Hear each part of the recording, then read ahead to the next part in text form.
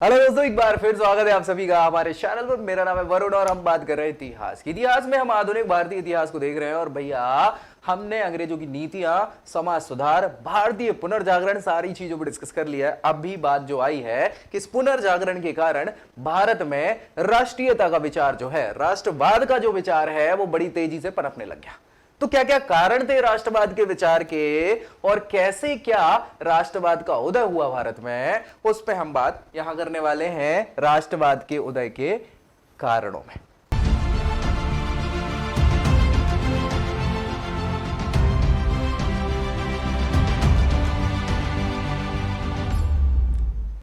तो चलिए स्टार्ट कर लेते हैं भैया। सबसे पहले तो कलर चेंज कर लूं, दिखेगा नहीं तो इधर, है ना। तो राष्ट्रवाद के जो उदय हुआ है, उस उदय में क्या क्या कारण हो सकते हैं, क्या क्या रही हैं चीजें, उस पर हमें डिस्कस करना है। क्या हुआ था भैया, सबसे पहले भारत में राष्ट्रीयता की बात करें तो राष्ट्रीयता यानी राष्ट्रवाद जिसकी हम बात कर रहे हैं, क्या कर रहे हैं, राष्ट्रवाद। तो ये राष्ट्रवाद का मतलब क्या है, राष्ट्र की भावना से है ना। राष्ट्र की भावना का उदय होना कि भैया एक राष्ट्र है भारत, ठीक है। तो ऐसी राष्ट्र की भावना का उदय होना ही राष्ट्रवाद कहला रहा है, जब किसी राज्य के व्यक्तियों में, सभी लोगों में परस्पर समान हितों के लिए, सभी लोग क्या है, भारतीय हैं, यहां पर कोई धर्म नहीं, भारतीयता की बात आ गई कि भैया सब भारतीय है। सो समान हित हो गए, समान परिस्थितियां जो चल रही हैं अच्छी बुरी वाली, या समान उद्देश्य, इन सारी चीजों को लेके सहानुभूति और एकता का जब बंधन उत्पन्न हो जाता है तो उसी भावना को क्या कहा जाता है, राष्ट्रीयता की भावना कहा जाता है। और भारत में ये राष्ट्रीयता की भावना, भारत को आजादी दिलाने की बात, अंग्रेजों से खुद को स्वतंत्र कराने की बात जब आई, वही भावनाएं जो लोगों में ये राष्ट्रीयता की भावना कहती है। यही राष्ट्रीयता समुदायों में राजनीतिक एकता का निर्माण करके स्वतंत्रता के लिए प्रेरित करती है और इसको ही क्या कहा जाता है, राष्ट्रवाद कह दिया जाता है। भारत में किस समय की बात चल रही है, 19वीं शताब्दी के मध्य में। 19वीं शताब्दी के मध्य में, 19वीं शताब्दी का मतलब क्या है, 1800 से 1899, और इसके मध्य में क्या होगा, 1850 के बाद। अब 1850 के बाद 1857 की क्रांति भी हुई, है ना। सो 1850 मतलब 19वीं सदी के मध्य के बाद ये भावना बड़ी तेजी से क्या है, राष्ट्रवाद की उठना चालू हो गई, जिससे लोगों को स्वतंत्रता प्राप्त करने के लिए प्रेरित कर दिया। ठीक है भाई। अब देखो राष्ट्रनैतिक एकता की स्थापना कैसे हो पाई भाई। आखिर जो राष्ट्रवाद की भावनाएं 1850 ईस्वी के बाद, है ना, 1850 ईस्वी के बाद में फैलना चालू हुई, तो इसके पीछे के क्या क्या कारण थे, राजनीतिक एकता कैसे बनी। तो भैया सन 1707 की बात कर रहे हैं हम। 1707 की बात क्यों कर रहे हैं, क्योंकि ये वो समय है जब मुगल बादशाह औरंगजेब, ये आखिरी मुगल बादशाह हैं भैया जो शक्तिशाली थे, है ना। इनकी मृत्यु के बाद मुगल एम्पायर जो है, मुगल साम्राज्य, वो है क्या हो गया, धीरे धीरे पतन की ओर अग्रसर होने लग गया। तो यही वो समय है आखिर तक जब तक शक्ति बनी रही भारत की, अंग्रेजों ने कुछ नहीं कर पाए। तो 1707 के उपरांत जब औरंगजेब का शासन खत्म हो गया, सो भारत की राजनीतिक एकता, अभी तक एकता में बंधे हुए थे औरंगजेब तक, पूरा भारत एकता, लेकिन इनकी मृत्यु के उपरांत क्या होने लग गया, ये राजनीतिक एकता समाप्त होना चालू हो गई, लोप होने लग गया, है ना। और वह अलग छोटे छोटे स्वतंत्र राज्यों में भारत जो है वो बट गया, छोटे छोटे राज्य हो गए थे। और मराठाओं ने भी क्या करा, फिर उसी समय भारत को जीतना स्टार्ट किया भाई। भारत में उनने अपना प्रभुत्व, क्योंकि मुगल्स कमजोर हो गए थे तो मराठाओं की शक्ति बढ़ गई थी, हमने डिस्कस किया था, है ना। सो भैया उन्होंने प्रभाव क्षेत्र में पूरे भारत को लेने का प्रयास भी किया, हालांकि वो सफल नहीं हो पाए। पानीपत के तीसरे युद्ध में 1761 में उनकी बुरी तरह हार हो जाती है और वही क्या है, मराठाओं का साम्राज्य धीरे धीरे अस्त की ओर होने लग जाता है। सो अपनी नीति के कारण अपने उद्देश्य में ये सफल नहीं हो सके और उनकी शक्ति का पतन पानीपत के तृतीय युद्ध में, कब, 1761 में धीरे धीरे पतन आरंभ होना चालू हो जाता। तो भैया देखो मुगल्स कमजोर हो ही गए थे, है ना। मुगल्स के बाद यहां पे मराठाओं की शक्ति भी कमजोर हो गई थी 1761। तो अब क्या होगा, कोई बड़ा साम्राज्य ऐसा कोई बचा नहीं शक्तिशाली, तो यहां नया कौन शक्तिशाली साम्राज्य होके आ गया है, अंग्रेज, है ना। तो भैया वही अंग्रेज जो है वो क्या करने लग गए यहाँ पे, अब वो शक्तिशाली होने लग गए, इसी का तो फायदा उठाया इन्होंने, है ना भैया। बस 1757 में क्या हुआ, 1757 में क्लाइव का नाम तो सुना ही है ना, रॉबर्ट क्लाइव। तो क्लाइव ने बंगाल के नवाब सिराजुद्दौला का नाम तो सुना ही होगा, उससे परास्त कर दिया। ये युद्ध था वही युद्ध जिसको हम बोलते हैं प्लासी का युद्ध। और प्लासी के युद्ध में क्या हुआ, हार हो जाती है सिराजुद्दौला की, बंगाल के नवाब की। जब इनको हरा दिया और यहीं से अंग्रेजों की विजय होना चालू, मतलब प्रभुत्व होना स्टार्ट हो जाता है, ठीक है। और धीरे धीरे साम्राज्यवादी भावनाओं से जी अंग्रेज जब भर गए थे, तो गवर्नर जनरल जो आ रहे थे उन्होंने इसको और बढ़ाया। जैसे बेलीजली हो गए, वॉरेन हेस्टिंग्स हो गए, डलहौजी हो गए, इन्होंने क्या किया और मतलब अंग्रेजों मतलब अपने ब्रिटिश साम्राज्य को बढ़ाने का कार्य किया अपनी साम्राज्यवादी नीतियों के द्वारा।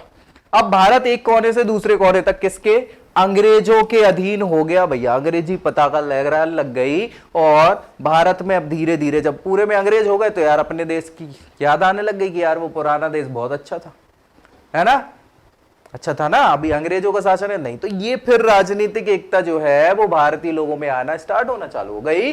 और कंपनी के शासन काल में यहां पे कंपनी शासकों ने जो आलम्बन किया उससे भारतीय या भारतवासियों में धीरे धीरे क्या है, इनकी नीतियों के द्वारा असंतोष फैलना चालू हो गया। वो हमने सारी इनकी नीतियों को डिस्कस किया था और इन नीतियों का पता भी है कि इन नीतियों के कारण ये लोग क्या है, भारतीय लोग परेशान होना चालू हो गए थे। तो भैया राजनीतिक एकता की स्थापना होना यहीं से चालू हो जाती है। धार्मिक कारणों की बात करें तो भैया इनने बहुत सारी, चूंकि देखो यार ये ब्रिटिशर्स जो है वो ईसाई धर्म को मानते थे, है ना, ईसाई धर्म को मानते थे और भारत में चल रहा था हिंदू या इस्लाम, है ना।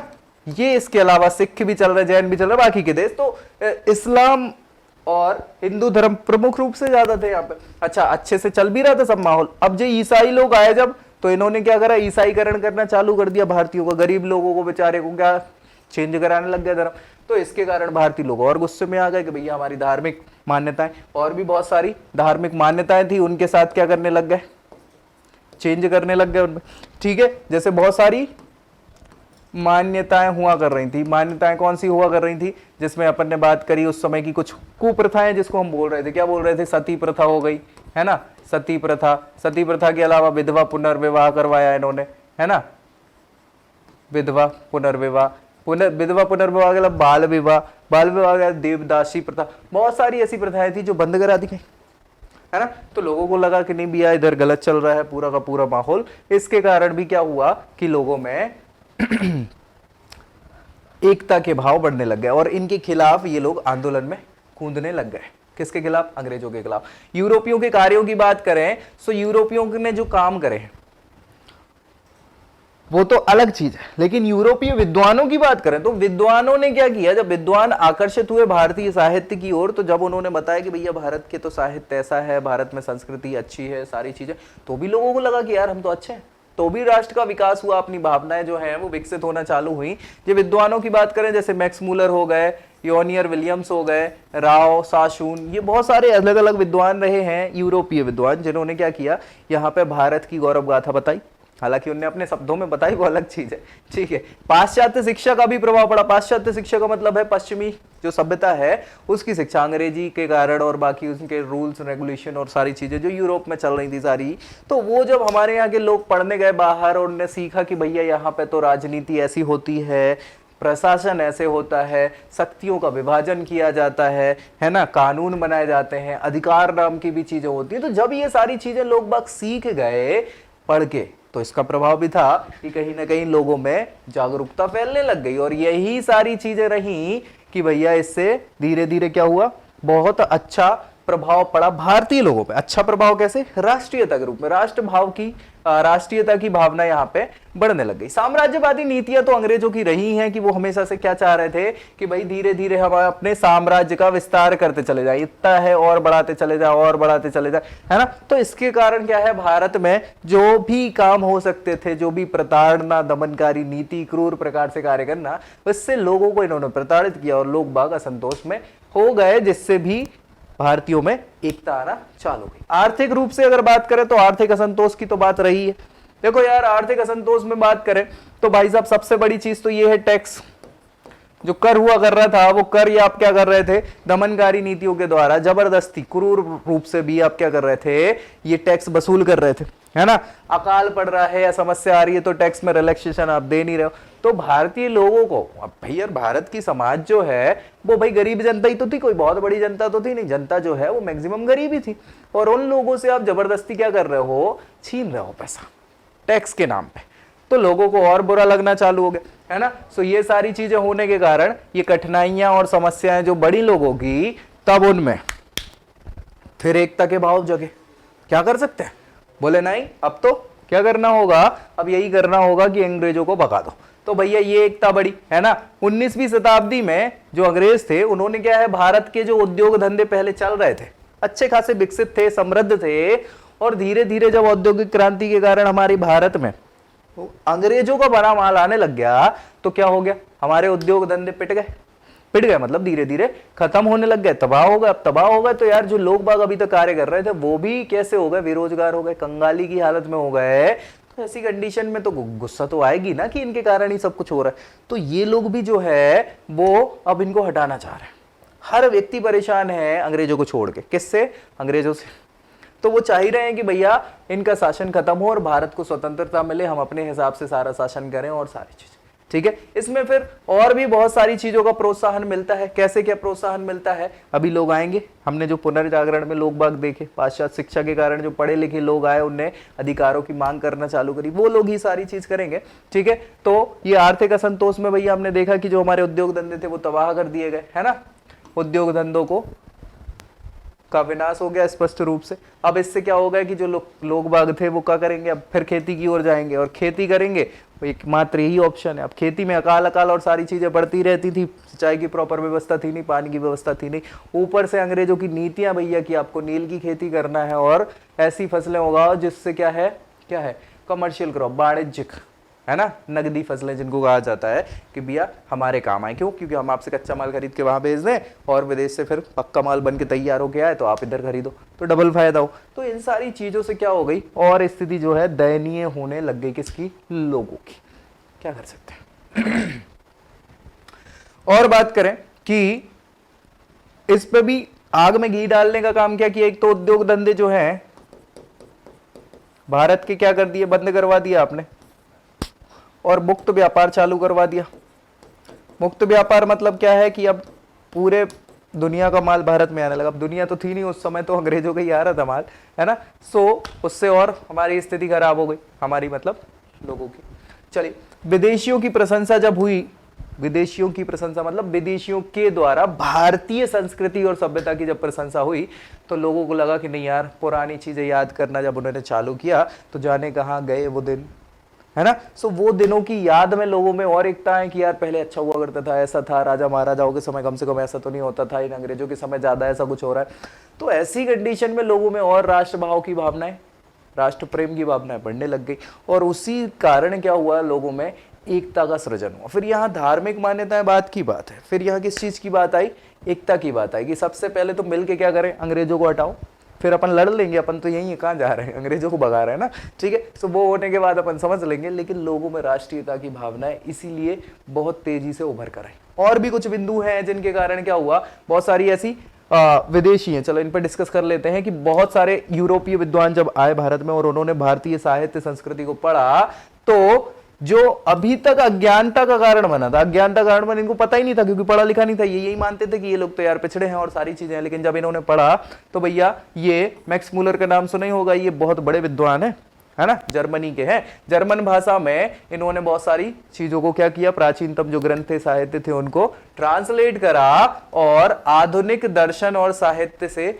ज्यादा सारगर्भित बताया भारतीय सभ्यता और साहित्य को, ठीक है। इस प्रकार जो मैनियर विलियम्स थे, सैप्स थे, सैशन थे, वुनर्फ थे, ठीक है। सो इन सभी विद्वानों ने क्या किया, संस्कृत भाषा के सारे जो साहित्य थे उनका अध्ययन किया और यह सिद्ध किया कि यह भाषा पूर्णतः श्रेष्ठ है और पश्चिमी भाषाओं से भी समृद्ध है। तो लोग बागों को पता चला, मतलब दुनिया भर में जब भारत की प्रसिद्धि होना चालू हुई तो भारतीय लोग कहाँ पीछे रह सकते, ठीक है। चलिए, समाचार पत्र पत्रिकाओं ने तो यहाँ पे बात करी है कि लोगों को और जागरूक कर दिया, इस चीज को लेके हमने बात करी थी, है ना, जो प्रेस के विकास में डिस्कस किया था। देख लीजिएगा अगर वो नहीं देखी तो, ठीक है। समाचार पत्रों की स्वतंत्रता के क्षेत्र में सबसे पहली शुरुआत हमने बात करी थी राजा राम मोहन राय, इनको भारतीय प्रेस का जनक भी कहा जाता है, ठीक है। सो भैया इनका स्वर्णाक्षरों में नाम लिखा जाता है, ठीक है। पत्रकारिता का प्रारंभ भारत में किसने किया था? यूरोपियों ने किया था, है ना, पुर्तगालियों ने बेसिकली, है ना। क्यों? क्योंकि ईसाई धर्म प्रचार करने के लिए इन्होंने सबसे पहले बुक्स वगैरह ये छपवाई थी, फिर भारतीय भाषा के माध्यम से इनका प्रचार करना चालू करा था। अंग्रेजी सरकार ने फिर जब भारतीय लोगों ने चालू कर दिया अपनी भाषाओं में समाचार पत्र पत्रिकाएं वगैरह, तो अंग्रेज लोगों ने क्या है उन पे दमनकारी नीति अपनाई, उन्हें बंद करने की बात करी, ठीक है। तो 1879 में समाचार पत्रों पर कड़ी पाबंदी लगाई गई। क्यों लगाई गई? क्योंकि भाई यहाँ पे भारतीय भाषाओं में अंग्रेजों की आलोचनाएं की जा रही थी जो उन्हें अच्छी नहीं लग रही थी, ठीक है। सो इनने भारतीय जो स्वतंत्रता थी किसकी? पत्र पत्रिकाओं की, उसको बंद कर दिया, वर्नाकुलर प्रेस एक्ट जिसको बोल दिया जाता है ना। सो एक बड़ी तेज प्रतिक्रिया इसी के कारण और होने लगी। कौन कौन से समाचार पत्र थे? जैसे हिंदू पैट्रियाट, हिंदू सिरर, हिंदू मिरर है वो, सिरर नहीं है, ठीक है। अमृत बाजार पत्रिका, खासतौर पर इसके लिए तो लाए थे ये। केसर, केसरी है वो, है ना। नवशक्ति, संध्या, तो ये सारे समाचार पत्र थे जिन्होंने राष्ट्रवाद को विकसित करने में भूमिका निभाई। इसके अलावा साहित्यकारों की बात करें तो इन्होंने बहुत सारे लेखों के माध्यम से भी राष्ट्रवाद की भावनाएं जगाई, जिसमें बंकिम चंद्र चटर्जी, ये चट्टोपाध्याय इनका नाम है, इन्होंने आनंद मठ लिखा हुआ, जिसमें सारी की सारी वंदे मातरम गीत यहीं से आता है, और भैया बाइबल कही जाती है क्रांतिकारियों की, आनंद मठ। मैथिली शरण गुप्त का नाम सुना ही होगा, भारत भारती के नाम से। इसके अलावा तिलक साहब, बाल गंगाधर तिलक, सीता रहस्य, केसरी, ये सारी चीजों में इन्होंने लेख और सारी चीजें प्रकाशित करी। इससे क्या हुआ कि लोगों में राष्ट्रवाद की भावनाएं फूटने लग गई, बिल्कुल, ठीक है। चलिए, समाचार पत्रों में देसी साहित्य का विकास भी हुआ। कैसा हुआ भैया? कि अंग्रेजी और भारतीय भाषाओं में दोनों में प्रकाशित होते थे ये सारी। तो इनके अलावा आंग्ल भारतीय समाचार पत्र भी हुआ कर रहे थे जो राष्ट्र विरोधी नीतियों का पालन करते थे, ठीक है, और सरकार का पक्ष लिया करते थे। इनके अलावा और कोई चलने नहीं दिया फिर सरकार, तो उनके द्वारा शासक और शासित जातियों में समानता की नीति का विरोध भी किया जाता था। राष्ट्रीय भावना को प्रोत्साहित करने के कारण यहाँ पे अंग्रेजों की नीतियों के आलोचक हुआ करते थे ये, और इन पत्रों का प्रकाशन और संचालन क्या हो गया? धीरे धीरे बढ़ता चला गया। अब बढ़ता चला गया तो अंग्रेज बेचारे घबराने लग गए, और इसीलिए ये सारी चीजें क्या है सेंसरशिप के अंदर ला दी और इनको बंद कर दिया। सरकारी नौकरियों के अगर बात करें तो यहाँ पे भी अन्यायपूर्ण नीति होती थी। हमने देखा था कि 1857 के विद्रोह में सैनिकों ने क्या किया था? विद्रोह कर दिया था। क्यों कर दिया था? क्योंकि भैया सैनिक इतनी मेहनत करते थे, भारतीय सैनिक, और उन्हें ऊंचे पदों पर रखते नहीं थे, उनकी इज्जत करते नहीं थी, वेतन कम देते थे, उनकी मान्यताओं को मानते नहीं थे। तो ये सारी बातें हैं सरकारी नौकरी की। अच्छा, ये तो सैनिक वर्ग की नौकरी की बात है भैया। अफसर भी आप बन जाओ तो बड़े पदों पर आपको रखना नहीं है, इज्जत आपकी करनी नहीं है। तो इन सारी चीजों के कारण भाई बराबरी की बात ही नहीं कर रहा। ऊपर से तो आप देखो कि भैया आईसीएस होता था, एक इंपीरियल सिविल सर्विसेज होती थी उस समय की, जिसमें आप प्रशासनिक अधिकारी बन जाते थे। लेकिन भैया उसके लिए सबसे पहले शुरुआत में 23 साल की उम्र रखी गई थी, 23 से कम करके 22 रख दी, 22 से और कम करके 21 कर दी, और फिर तो भैया 19 कर दी। किसके लिए? भारतीयों के लिए, ताकि भारतीय लोग जाना पाए उस प्रवेश परीक्षा में। 19 साल का बच्चा कहाँ ज्यादा समझदार होता है, लेकिन फिर भी लोगों ने मेहनत करी और निकाली एग्जाम, ठीक है। फिर बाद में हालांकि फिर 21 साल कर दी थी। तो वही सारी चीज है, ठीक है। तो उच्च और महत्वपूर्ण पदों पर अंग्रेजों को ही रखते थे। फिर धीरे धीरे भारतीयों को रखना इन्होंने चालू किया। अभी नहीं, करेंगे जब मांगे हम आएंगे तो सारी चीजें, ठीक है। सो ये शिक्षित वर्ग भी पीड़ित हो गया था इनकी अन्यायपूर्ण नीतियों से, ठीक है। 1833 में ब्रिटिश संसद ने क्या किया? एक अधिनियम पारित किया। इसमें यह घोषणा की गई कि सरकारी नौकरियों में प्रवेश की योग्यता के लिए क्या है, इसमें योग्यता पर बल दिया जाएगा। अगर आपको प्रवेश पाना है तो योग्यता में क्या होगी? अंग्रेजी आनी चाहिए, सारी चीजें आनी चाहिए, वही, ठीक है। इसी समय तो शिक्षा नीति आई थी ना 1835 में हमारी, है ना। किसी भी भारतवासी को उसके धर्म, जन्म स्थान, वंश और रंग के कारण कंपनी के किसी पद में क्या किया जाएगा? स्थान रखने के लिए उसमें डिस्क्रिमिनेशन, समझते, भेदभाव नहीं किया जाएगा, बाधा उत्पन्न नहीं करी जाएगी। लेकिन ये घोषणा मात्र घोषणा ही रही, है ना, काम नहीं किया इनने, ऐसे ही करते थे ये, है ना। तो भैया ये देते तो थे नहीं सरकारी नौकरियां। तो इसी कारण से क्या है भैया, सुरेंद्र नाथ बनर्जी बहुत इंपॉर्टेंट व्यक्ति हैं यार, ये पूरे कांग्रेस के फाउंडिंग मेंबर्स में से एक है, और सीधा सीधा क्वेश्चन पूछा जाता है। तो भैया बंगाल के व्यक्ति थे और पढ़े लिखे व्यक्ति थे। अन्यायपूर्ण नीतियां जो चला रहे थे कौन? अंग्रेज नौकरियों में, उसके लिए इन्होंने क्या किया? इनका खुलेआम विरोध किया। किसका? अंग्रेजों का। और भैया इंडियन एसोसिएशन बना डाली। क्या बना डाली? Indian association. सीधा सीधा क्वेश्चन पूछ लिया जाता है कि भैया इंडियन एसोसिएशन की संस्थापक कौन है? तो सुरेंद्र नाथ बनर्जी। इन्होंने ये 1876-77 की बात है जब इन्होंने इंडियन एसोसिएशन कहां बनाई? बंगाल में बना दी। और यहीं से शुरुआत मान लो आपकी राष्ट्रीय संस्थाएं शुरू होने वाली है ना। चले तो भैया लॉर्ड लिटन, आई शाबाश, ये आ गए व्यक्ति। लॉर्ड लिटन तो ये मानो कि ये सोने पे सुहागा वाले व्यक्ति हैं। ये जब आए स्थिति खराब थी और इनने सोने पे सुहागा वाला काम किया कि और लोगों को दबाना चालू किया, तो भारतीय लोग तो और बिल्कुल राष्ट्रवाद की ओर अग्रेसित हो गए। क्या किया इनने? चलो देख लेते हैं भैया। 1876 में ये वायसराय बन के भारत आते हैं। और ये भैया ऐसे व्यक्ति हैं कि ये साम्राज्यवादी सोच विचार वाले, ये भी चाह रहे हैं कि भारत का विकास ब्रिटिश शासन का विकास हो, है ना। लेकिन अब हो तो सकता ही नहीं था क्योंकि भैया वो एक्ट आ चुका था, क्या कर सकते हैं। तो ये वायसराय बन के जब भारत आए, इन्होंने क्या किया? एक विशाल और दृढ़ स्तंभ इनको माना जाता है साम्राज्यवाद का, अंग्रेजों के। सो उनकी अन्यायपूर्ण नीतियां और बढ़ गई, साम्राज्यवादी नीति और बढ़ गई। किनकी? लॉर्ड लिटन की, भारत में। तो लोग बाग और परेशान हो गए। इनने क्या करा? लोगों में असंतोष की लहर और फैला दी और इसके कारण भारतीयों के हृदय में क्या है? एक व्यापारी संस्था की जगह पे अब बिल्कुल विरोधी संस्था के रूप में अंग्रेजों का दिमाग में बन गया पट्टा। तो इससे क्या हुआ कि सुरेंद्र नाथ बनर्जी, जिनकी हमने अभी डिस्कस किया है कि ये महोदय ने इंडियन एसोसिएशन जो स्टैब्लिश करी थी, अब वो राष्ट्रव्यापी तौर पे क्या करने लग गए? आंदोलन करने लग गए। किसके द्वारा? इंडियन एसोसिएशन के द्वारा राष्ट्रव्यापी, राष्ट्र भर में इन्होंने क्या करना चालू कर दिए? आंदोलन करना चालू कर दिया। तो भैया और क्या काम करा था इन्होंने? लॉर्ड लिटन के समय ही बात है ये कि जो सिविल सर्विसेज की आयु हुआ कर रही थी 21 साल, वो घटा के 19 साल कर दी। तो लोगों को और गुस्सा होगा। फिर सुरेंद्र नाथ बनर्जी आए, उन्होंने ये भैया 1776 में ही है, भारत मंत्री थे, उन्होंने घोषणा कर दी कि अब भैया सिविल सेवा में 21 की जगह 19 साल की आयु कर दी गई। ठीक है भैया। इसके लिए लोगों का, भारतीय बच्चों का जो सम्मिलित हो पाए वो ना हो पाए, यही तो सोच थी इनकी।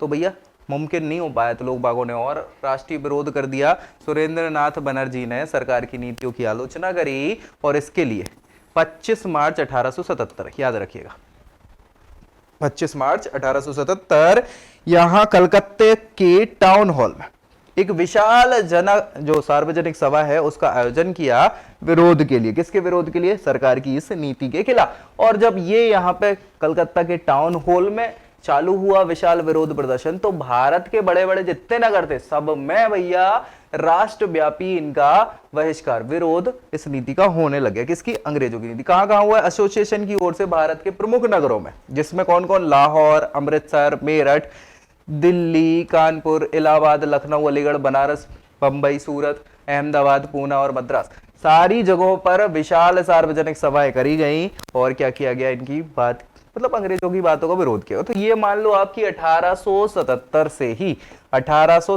से ही फाइनली राष्ट्रवाद की बात स्टार्ट हो गई। राष्ट्रवाद जो है लोगों में जागरूकता के तौर पे फैल गया और अब पूरे भारत में क्या है? बड़े बड़े नगरों में राष्ट्रीय संस्थाएं बनाई जाएंगी। क्या बनाई जाएंगी? राष्ट्रीय संस्थाएं।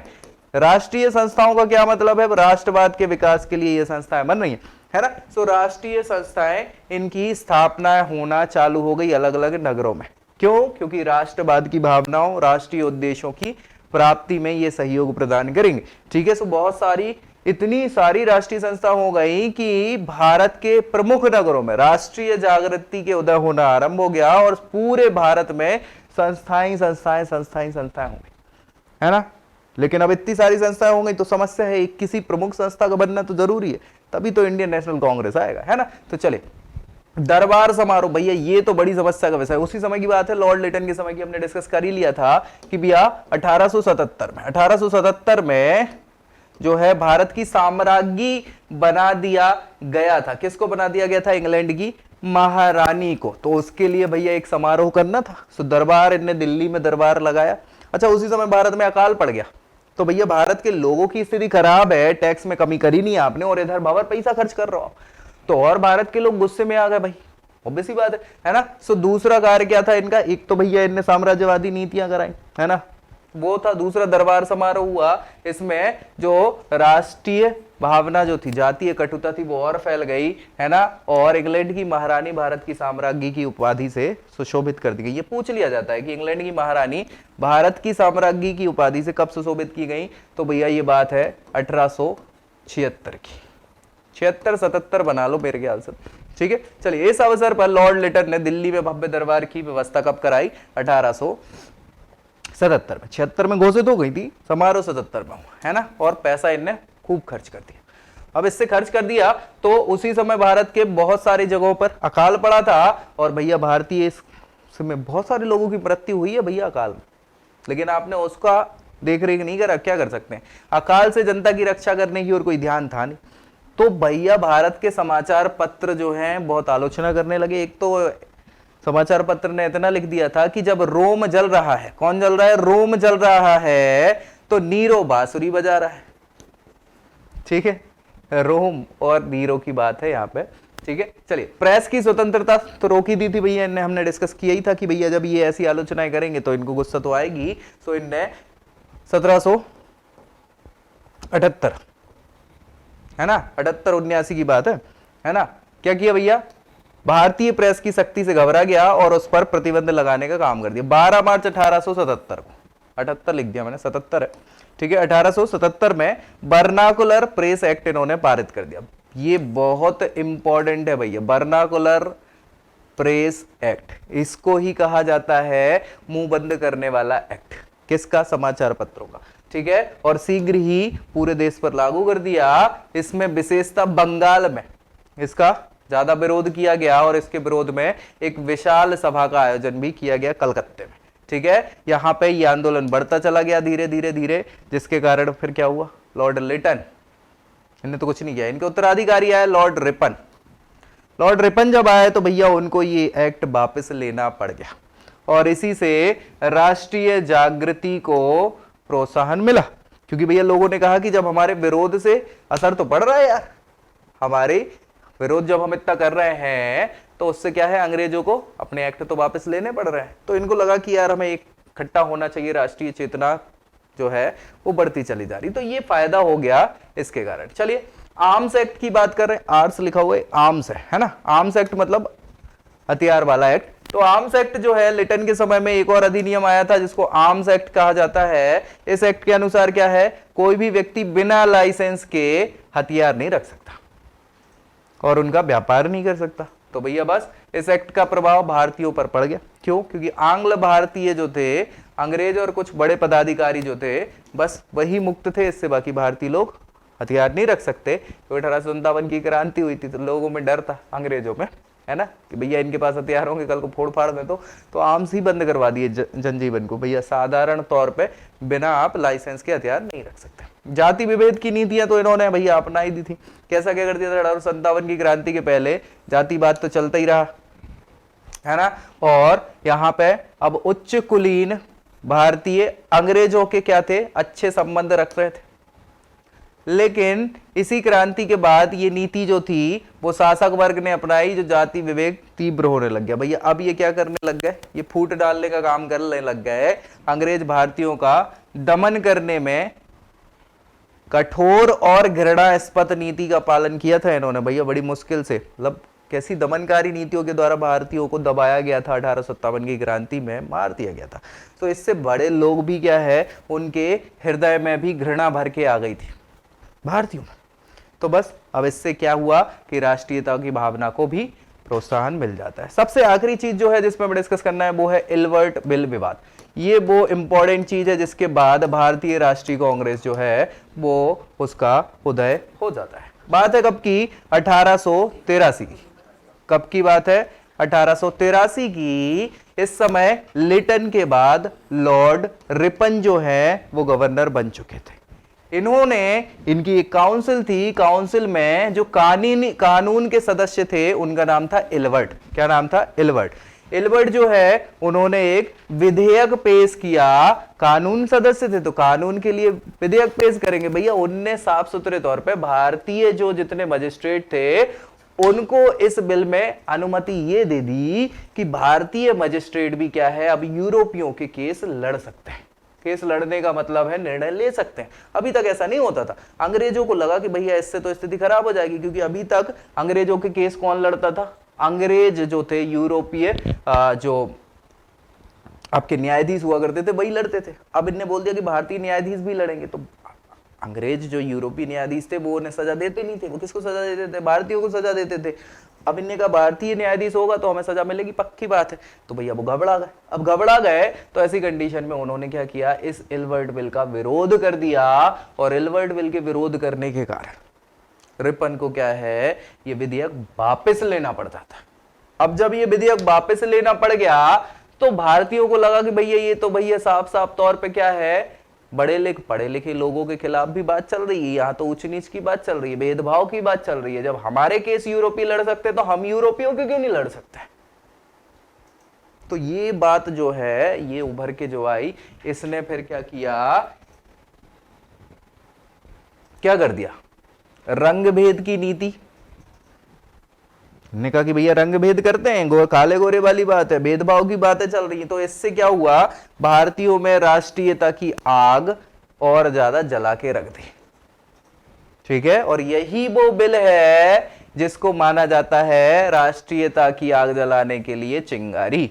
ठीक है, इन्हीं सभी कारणों से हमने सारे कारण देख लिए, चाहे वो राजनीतिक एकता की बात हो, राजनीतिक एकता के अलावा यहां पे बहुत सारे आर्थिक कारण रहे हैं, आर्थिक के अलावा धार्मिक कारण भी रहे हैं, धार्मिक के अलावा कुछ लिटन की नीतियां रही हैं, लिटन की नीतियों के अलावा सबसे प्रमुख क्या हो गया, इल्बर्ट बिल विवाद। ठीक है भैया, इल्बर्ट बिल विवाद जो है 1883 का है, और इसी के बाद फिर क्या होता है, राष्ट्रवाद की भावनाएं बिल्कुल ज्वलंत हो जाती हैं और बनती है इंडियन नेशनल कांग्रेस। जो राष्ट्रीय संस्थाएं थी बहुत सारी, उनमें बड़ी बड़ी संस्थाएं मिलकर क्या करती हैं, एक बड़ी पार्टी का निर्माण करती हैं, इंडियन नेशनल कांग्रेस, जिसको बोलते हैं भारतीय राष्ट्रीय कांग्रेस।